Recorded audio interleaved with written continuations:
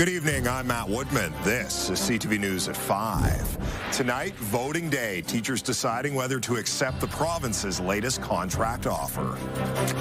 Suspicious fire, a home previously searched by police in a missing persons case, gutted by flames. And sweeping changes, a local club making the game of curling accessible to everyone. CTV Edmonton, local breaking news with Matt Woodman. We're about 75 minutes away from finding out if teachers have accepted the latest contract offer from the province. If accepted, the teachers lock into a 4-year deal retroactive to September of last year. If not, the union says 51,000 teachers could be on strike next Monday. CTV's Brendan Purdy is following this story for us and joins us in studio now. So, Brendan, what has changed between this offer and the one previously rejected by teachers? Well, Matt, there isn't a whole lot that's changed between this latest offer and the one that was previously rejected. The biggest change in the province's latest offering to teachers is including free optional COVID vaccinations for educators in our province. That's coupled with a salary bump that will see teachers receive a 12% raise over the 4 years. The 4-year pact also includes hiring an additional 3,000 teachers over 3 years to address class sizes. The potential strike could disrupt classes for over 700,000 students. The former president of the Alberta Teachers Association says he believes that the latest deal will be turned down later tonight. The level of frustration and anger on the part of teachers is something that I've not witnessed in all my time in being involved in teacher negotiations or teacher work. ATA President Jason Schilling is slated to address media with the Memorandum of Agreement vote around 6:15 this evening. Now, we'll have the live feed of those vote results right here on CTV Edmonton, again, roughly right around 6:15. Matt? All right, Brendan Purdy live in studio tonight. Thank you. Hope Mission is worried about the impact the Canada Post strike could have on donations ahead of Thanksgiving. Hope Mission is asking people to donate over the phone or online to ensure help reaches people in need as the cold weather begins to set in. The agency says it's dealing with a surging need for food and shelter as it provides more than 3,000 meals a day to people facing hunger and homelessness. You can donate at hopemission.com or by calling 1-855-836-HOPE or donating in person. Albertans who qualify for free COVID-19 vaccinations can now book an appointment. Healthcare workers, people living in continuing care, senior supportive living facilities, and people with underlying medical conditions are among the Albertans who qualify. All other Albertans can book appointments during the second phase of the province's vaccination strategy starting October 20th. Those people will need to pay a $100 fee for the vaccine. The province is encouraging you to pre-order the vaccine online. The home police searched last week in connection to a missing teenager was gutted by an early morning fire today. Police say that fire is considered suspicious. They've released an image of a vehicle of interesting connection to that fire. It's described as a white cargo-style minivan with what appears to be white window coverings. CTV's Nicole Weisberg reports on the fire and the latest in the search for Samuel Bird. When I came back up, that's when I saw the flames coming out from the window. In just a few minutes, Blair Omiasu went from watching TV, smelling smoke, and then seeing fire raging in the attached unit next door. It was terrifying, yeah. The fire started around 5 a.m. at this duplex on 106th Avenue and 150th Street. Omiasu says she called 911 and alerted her neighbor upstairs. Then, when fire crews came, they rescued her cat. I was relieved. Officials say no one was hurt, though this adds to a series of incidents that makes Omiasu want to move. Last week, police searched this same home in connection to the disappearance of 14-year-old Samuel Bird. EPS is calling this fire suspicious. Just comes at an odd time, you know? While this is going on, Samuel Bird's mother says she's laser focused on finding her son. Over the weekend, several large billboards were put up near the community where Samuel was last seen. Alana Bird also says they soon plan to offer a reward to anyone that leads them to his whereabouts. It's getting to the point now, it's like too long. It's hard. It's hard every day to keep going and stuff, and Somebody knows what happened to him. Somebody knows what they did with him. According to the volunteer search coordinator at the Dawson Park Command Post, searches for Samuel are happening daily. There's land searches, there's water searches, we have drones involved, cadaver dogs. Still, this group is seeking more help as winter draws near. We're just really desperate at this point to find Samuel and bring him home. And we need as much help as we can get. Nicole Weisberg, CTV News, Edmonton. A gang Edmonton police say could be connected to extortions in Edmonton has now been designated as a terrorist entity by Ottawa. The Bishnoi gang has been connected to arson, extortion, and murder across Canada. Last year, the RCMP accused India of using the Bishnoi gang to terrorize Canadians, especially those calling for the creation of a separate sixth state. India has denied those claims.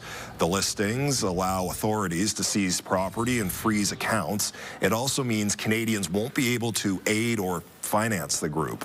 Federal NDP leadership candidate Heather McPherson says Canada's energy industry needs to be built in Canada. You know, what Donald Trump is doing with the tariffs and the impact that has on our economy, we've got to start building things in Canada with Canadian workers, and there's a way to do that builds a future economy, that builds an economy where, you know, Alberta workers, Canadian workers have jobs that are good, strong union jobs, and that is a future-facing economy as well.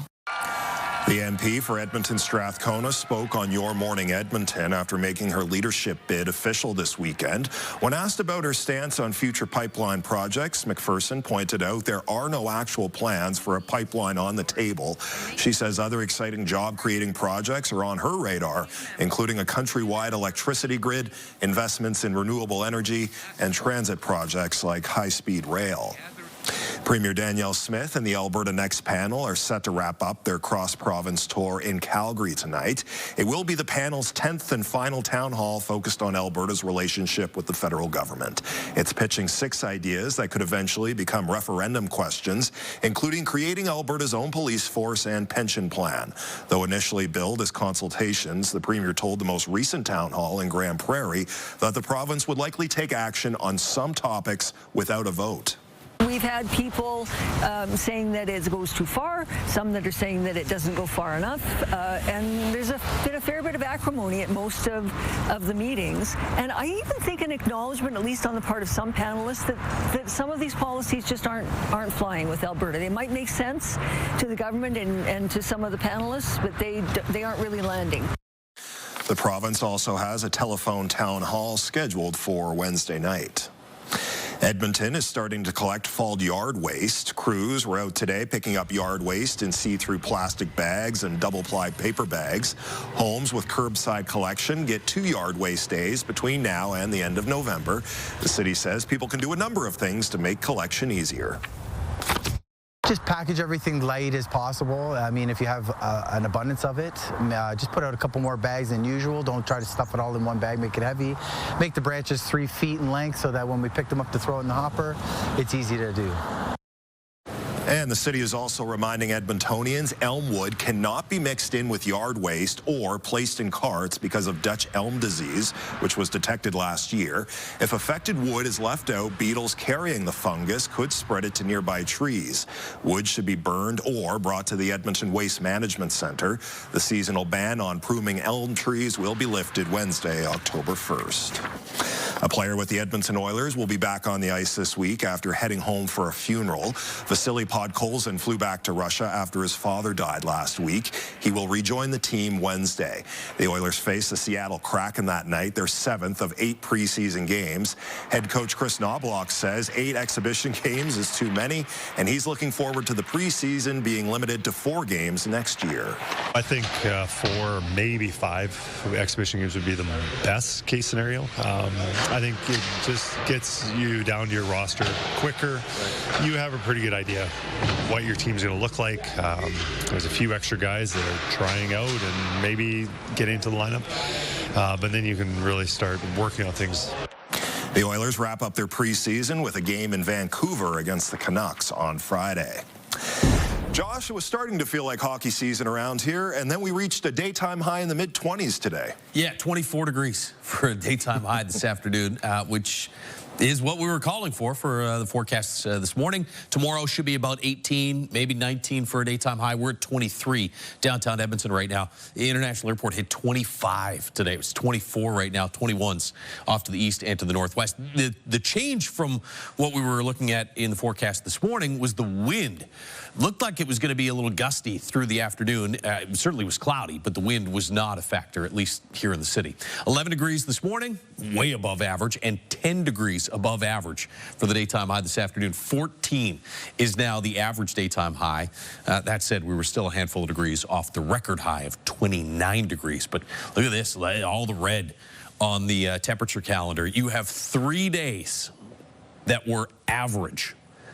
Everything else above average. And with today into the 20s, we're now at 24 days in the month of September, 20 degrees or warmer, which extends the record that we set last week. You had 20 days back in 2022. These are the top 5 years as far as the number of days in the 20s in September. Almost all of them in the 2020s, just one outlier there. 15 days back in 1937. This will also likely be the warmest September in the past 50 years. When you look at average daytime high, it's going to be on par with a typical July for average daytime highs. Cloudy skies across the Edmonton region. You've got some showers there further to the north, a little bit of shower activity as well in northwestern Alberta. And you can see this feed of cloud cover and moisture coming in from the southwest. That gives us a chance of some showers tomorrow, especially, I think, through the afternoon hours. Should be a mix of sun and cloud, about 10 degrees tomorrow morning, and then 18 or 19, and that chance of showers tomorrow afternoon. We'll take a look at the first few days of October with your 5- and 10-day forecast in just a few minutes. Looking forward to it. Thank you, Josh. Coming up next on CTV News, learning the importance of the National Day for Truth and Reconciliation. There's a complicated past that we need to learn. On Tuesday, your morning is honoring Truth and Reconciliation Day. We return Wednesday with reaction to the teacher's contract vote and everything you need to start your day. Your Morning Edmonton, weekdays. Programming brought to you by James H. Brown Injury Lawyers, the heavy hitters of injury law. You're watching CTV News at 5. Tomorrow is the National Day for Truth and Reconciliation. It's a time to honor First Nations, Métis, and Inuit peoples and reflect on the legacy of the residential school system. CTV's Gates Warren has more.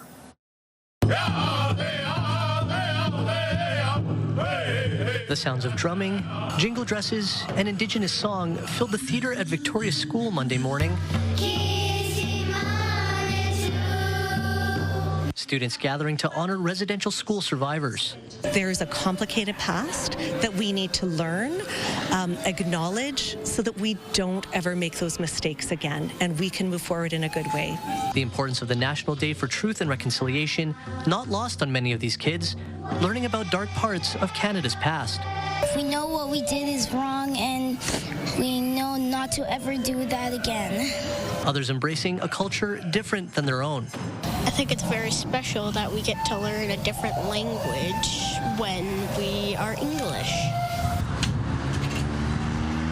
At Nate, a more solemn reflection, a lowering of flags, and a moment of silence for those who never came home from residential schools.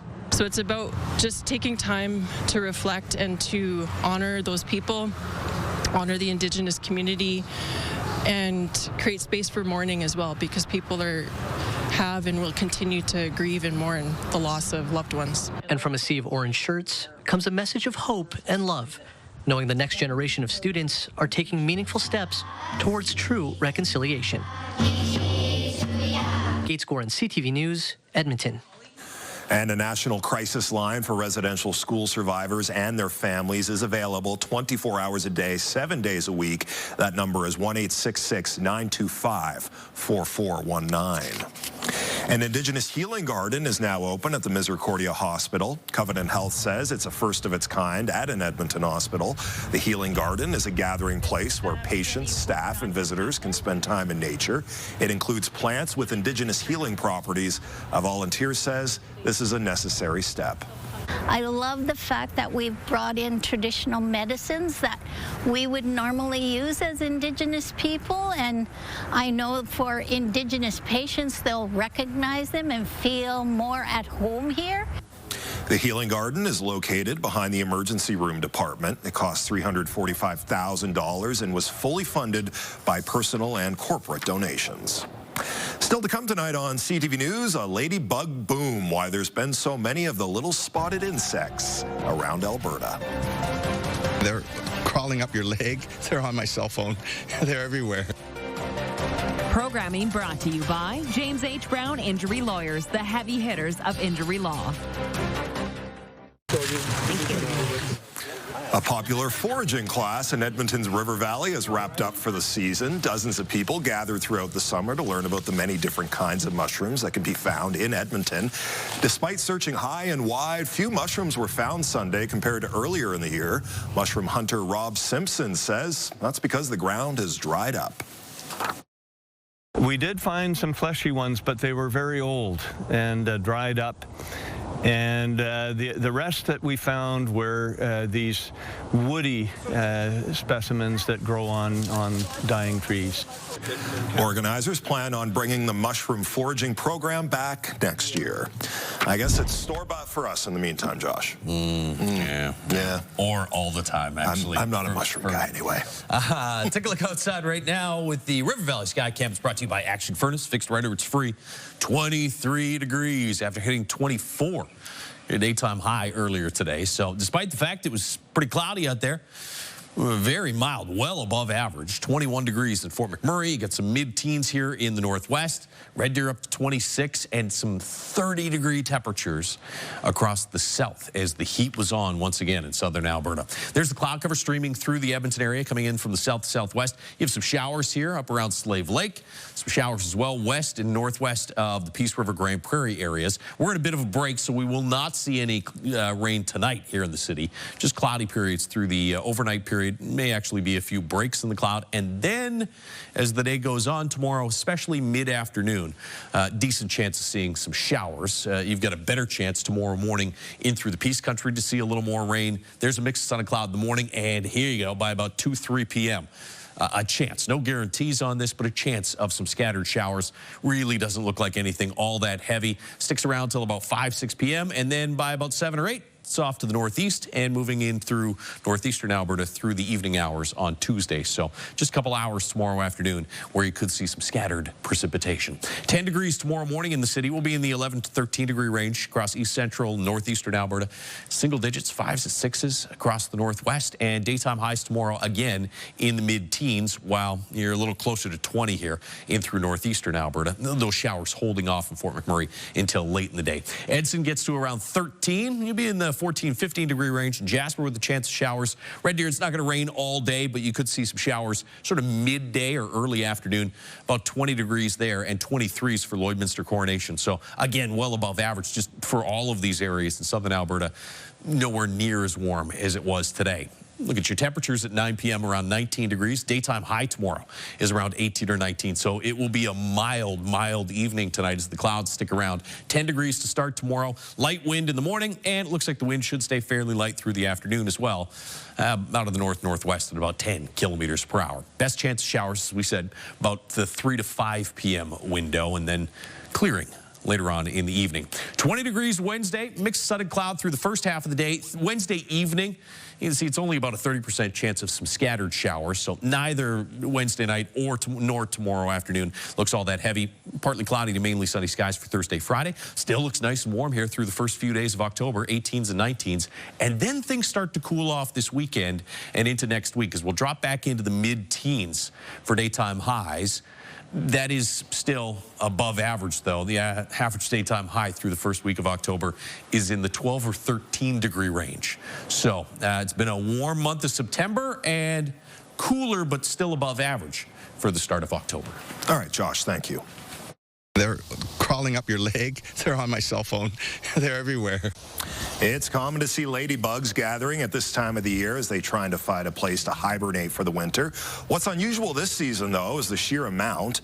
A local entomologist says the streak of hot temperatures that hit parts of the province in the last weeks of summer is a contributing factor. When the plants are stressed, they have a lack of water.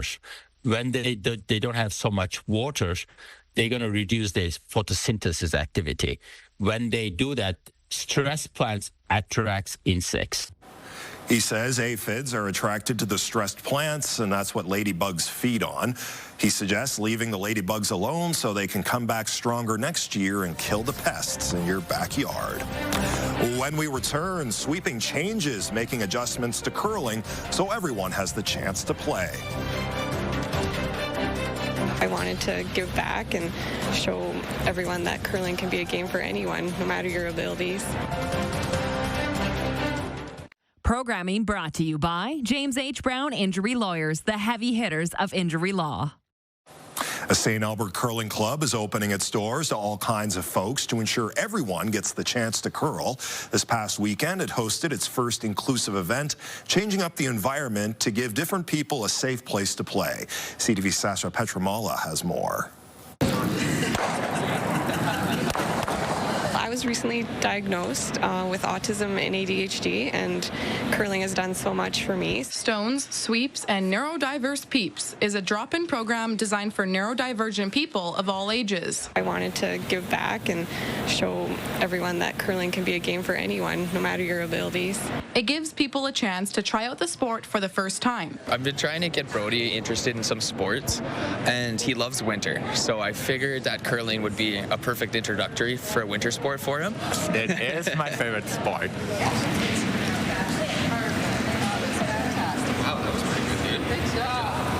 Nikki Kaufman is the organizer. She says her focus is creating an inclusive environment, which means changing up a few things. We didn't have to do too many adjustments, just a little bit dimming the lights, making sure there's not a lot of other people around, quieter spaces, a little private room to retreat to if they need a break. We're going to go at a slower pace. Kaufman would like to expand the program to provide more opportunities for neurodiverse people to curl. I'm just hoping we can get a lot of people in the door and help them fall in love with curling like I did. There's a lot more of it popping up, which is really nice, but it's still pretty scarce. The club will host a second event on October 25th. Sasha Pietramala, CTV News, Edmonton. And that's our show. Thanks for watching. I'm Matt Woodman. CTV News continues right now.